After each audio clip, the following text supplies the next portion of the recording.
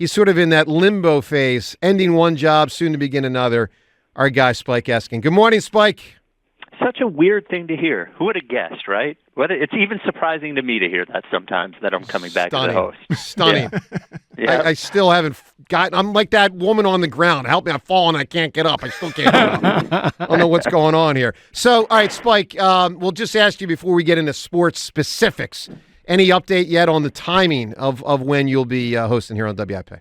No update. I do not have control over that. My current boss, who is a good boss, Chris, is on that. That is his job. So I will just wait for the word when he gives it to me. So I don't have an update yet, but hopefully soon. Understood. All right, Spike, let's get to it here. Let's start Sixers. We'll get to the Eagles. Let me just ask you an open-ended question. Am I to believe, with what we've seen this year with the Sixers, which has been pretty good on a lot of fronts, but not truly great, that it's going to be any different come May?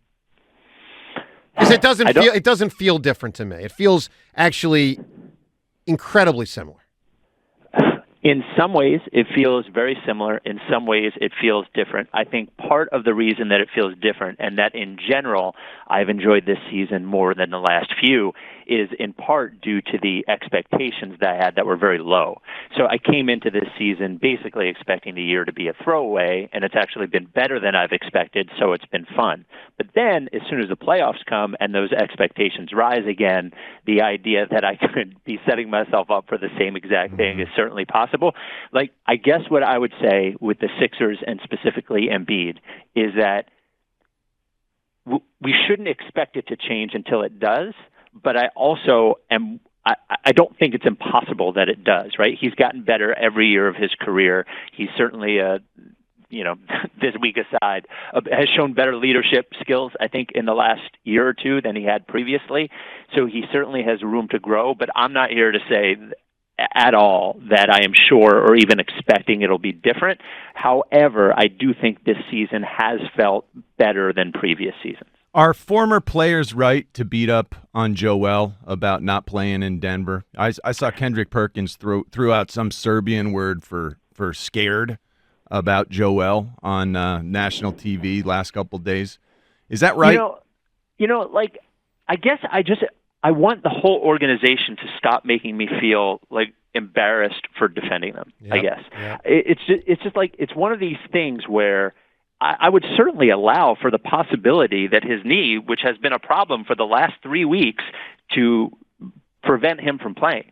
That seems completely reasonable to me. What doesn't seem reasonable is for him to miss several games with this knee injury, for him to re-injure the knee against the Pacers, and then not be on the injury report and be a surprise scratch 20 minutes prior. And I suppose you could say, well, how does that affect me, him not being on the injury report? It's embarrassing. Like, the entire thing is just so silly, and I just wish they would act like adults. Like, if he has an injured knee, put him on the injured list, whether he tells you to or not. I don't think that Joel is ducking tough competition. He plays particularly well against Jokic. I don't think that's an issue. Especially Jokic. It's not like Jokic is some defensive stalwart that's going to stop Embiid from playing. If anything, it actually creates an easier situation for Embiid to score. I don't think he's ducking him. However, when the situation comes up like this and makes us feel foolish for thinking that he's going to play or thinking that things are different, then every fan, Denver fans, even Philadelphia fans who are like, see, I told you so, there's no way to argue against it. So I'm not here to call him soft. I don't know how his knee felt. I do think that you could make the case that he has been that way sometimes, but I also think you could make the case that he's played through injuries sometimes. So I don't know, but I think it's a fair accusation to make, and the organization and he do not make it any easier on us to try to defend him. Yep. Is Joel's knee bad enough that Daryl Morey needs to accelerate the time frame that things need to be done here in Philadelphia? That the move that needs to be made to put us over the top needs to happen earlier because Joel's knee continues to be worse than what we really realized? I don't think that would be a smart way to operate, because I think it's just as likely that his knee could prevent him from playing this particular year, in the playoffs, but maybe not next year. So going to be 30 years old. He's in the prime of his career. They should be operating as if the next 3 years are the window. I think that's the way that they're operating, and right. I don't think you should make if he has a move he likes that is a 5 on a scale of 1 to 10 that he could make right now, but it would prevent him from making a 9 move in the off season.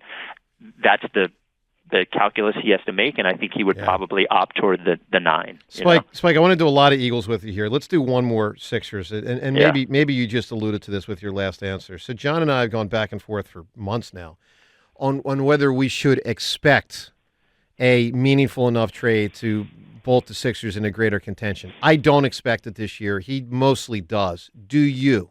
Do you think they will make a meaningful enough trade to be a much stronger contender for a title this season? If I had to bet, the bet would be no. Yeah. I think because of their, not to go too deep into it, but because of what they have to trade and their specific number of assets, and if they want to make a bigger deal this offseason, that even making a slightly better than average trade in which you trade 1 first-round pick would hamper their ability in making a much, much bigger trade. So it leads me to believe that if my money was on something, it would be on a maybe slightly above minor deal at the deadline where they trade a couple of second-round picks for somebody who could help and might not help. I think that is more likely than them doing some sort of all-in style deal at the deadline. Spike, I can't wait till you are hosting here on WIP and we hear your Eagles opinions with regularity. So let's get to it here. So first, they used to be stuck in our pre-show meeting. I'm well aware. Oh, we remember, buddy. Yeah, we know what you think. Let's just say this opinion right here. Carson stinks. I wasn't the only person in the room that thought that, because you also thought Carson Wentz is horrible. All right, so I'm ready to hear it on the air. So, all right, Spike, let's start with this. First time we're talking to you since, obviously, the non-announcement that Nick Sirianni is back. Are you surprised with how that season ended and how bad it looked? Are you surprised that Sirianni's back? I am not surprised, but I am disappointed. And I think and not because I think he specifically is the reason that they lost all of those games. I think, I've been thinking about this theory, and I call it the blonde girlfriend Chip Kelly theory. This is not going to be bad. Trust me, I'm not going to say anything bad. And no offense to any my wife is blonde. Whatever. Are you about to get fired from WIP before you this start? Just got really uncomfortable there. What happened? Yeah. What are you I'm doing very curious, Spike. Continue. What is happening? No, I'm all positive. Pro-blonde. I'm pro-blonde. Okay, so Joe, let's say, for example, you're single and you started dating a blonde girl who you thought was great. She was great in every way. Yeah. Everything specifically that you were looking for, she was great. And let's say that situation after 6 months ended more poorly than you could have ever expected. She was a liar. She was stealing from you. She was cheating on you. Everything that went bad could have gone bad. I could understand in the near term afterwards, even though it's not reasonable to associate blonde hair with everything bad, you saying, I've sworn off blondes. And I could have this conversation with you, Joe. It has nothing to do with the fact that she was blonde. She was a bad person. But still, you had this effect. And for years and years, you missed out on great opportunities with great relationships because you had sworn off blondes. This is exactly what has happened because of Chip Kelly. Chip Kelly is the blonde. Jeff Lurie hired a lunatic control freak who was bad in the building in terms of relationships and who ended up being a bad head coach. And he afterwards said to himself, I am never hiring anybody like that again. I am going to be in control of this organization, and I am not hiring some strong-willed lunatic head coach to run my organization. I run the organization, and Howie runs the organization. And unfortunately, really good head coaches are lunatics. They're lunatics. They're obsessive. They want more control. All of those things. Do you think it's a fascinating theory, Spike. Do you think even someone with the power that Andy Reid held here, let's say once he got his feet under him around 2001, and they got, Modrak out, I believe it was Modrak, if I remember the name right. When, Andy from 2001 to 2012, do you think Lurie would even not want someone, and Howie would not want someone of that coaching power to be a head coach again? I don't think so. I don't think so. When you look at their two hires afterwards, they hired, and no offense, because Doug Peterson ended up being a good coach, right? But they hired sort of no-name, subservient, happy to be there guys. And the minute that Doug Peterson started showing his will, he won a Super Bowl, and all of a sudden he was like, wait a minute, I'm not good with this. No, I'm not firing that guy. No, that he was gone. And then they hired Nick Sirianni, who same mold, right? Same sort of level of guy that they hired. And you can see that and those are good coordinators they hired, right? Kellen Moore, Vic Fangio, good coordinators.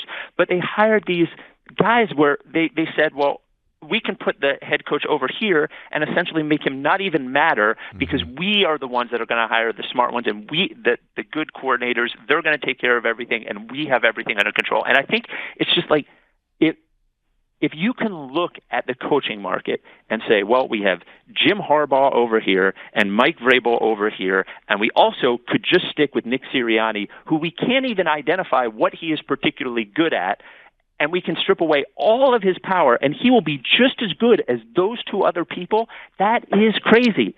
Like, that shows a decision-making that is based on something other than I want the best coach. I agree, Spike. And if Nick couldn't fix the culture at the end of this season, what makes the team think he'll be able to fix it the next time it breaks down? Right. I just keep going back to the same thing with Nick Sirianni, who he was the coach when they got to the Super Bowl, but it wouldn't be the first time that somebody who we agreed wasn't a great coach got a team to a Super Bowl. It has happened. Yeah. It's not impossible. And it just keeps going back to the same thing. Okay, we agree it broke at the end of the season. Everything was broken. And we agree it needs to be fixed. What is Nick Sirianni's one specific thing that he is particularly good at, which is going to lead them back? What is it? It's not offense, because they're not even going to let him be in charge of the offense. Yeah, he's less involved now. Right. It's not defense, and if it was culture, like, he's already failed that test. So I just can't understand what is the one thing he is specifically good at, and it is the players like him because he's easy. Well, let me ask you this question, Spike. So I think in a lot of ways, I think you bring up great points. But I've had the theory that players and Howie and Lurie might blame Jalen more than Nick. Now, I can't prove it. I don't know it, but I think it's possible. Finish this sentence for me. Jalen Hurts is what, Spike? Jalen Hurts makes me pretty nervous, I would say. I think it is pretty clear that the biggest difference between Jalen Hurts last season and this season is I know this sounds pretty reductive. He was slower, physically slower. And most of Jalen Hurts' success came from the fact that the defense was worried about him running, which kept them off balance in a way that made it easier for him to be a successful passer. Whatever happened to him this year, whether it was the knee injury, whether it was taking hit after hit after hit after hit, defenses were not worried about him running, and he is not a skilled enough passer to make up for that. So I'm sure the play calling was deficient. We saw ways in which it was. But we cannot account for the fact that he may not be capable as a quarterback of running an offense if he is not physically able to outrun the defense. So we are left with the guess as to whether he will regain that next year. We've seen plenty of quarterbacks. Carson Wentz, at one of them, that the minute that they were fast enough to outrun people, they were a good athlete, they weren't like Michael Vick or whatever, but the minute that guy, Donovan too, the minute they lost that one step that made them a dangerous runner, they became a completely different player. And my fear with Hurts is that exact same thing. And they're committed $50 million a year to this guy for the next 3 years. Like, we can cross our fingers that he could be better at those things, but they are stuck with him being there. And I would say they can get him faster, Spike. They can get him faster. Yeah, I know he can physically be faster because he was hurt this year. And the whole point of a coach, a quarterback coach, an offensive coordinator is they can teach a young quarterback to process faster.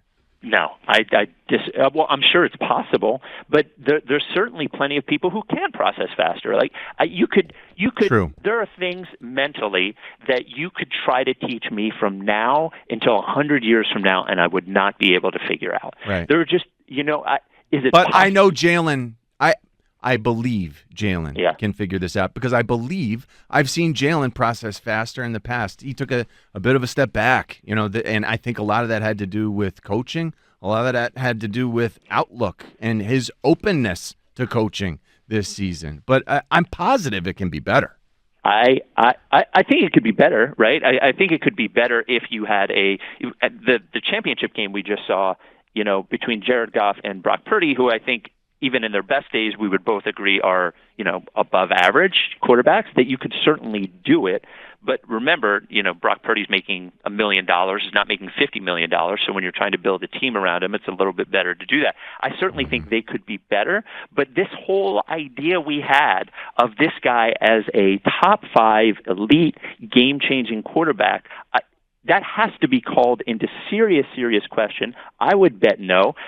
Just like there are coaches who have gotten to the Super Bowl who have not been great coaches, there are quarterbacks who have had really good years who all of a sudden were not that good anymore. It happens pretty consistently. We have one good year of Jalen Hurts as an example. We have one really, really good year, and we have one bad year, if we say that this year was bad, which I think it is fair to say. There is not a ton of evidence that would lead us to believe one is more real than the other one is real.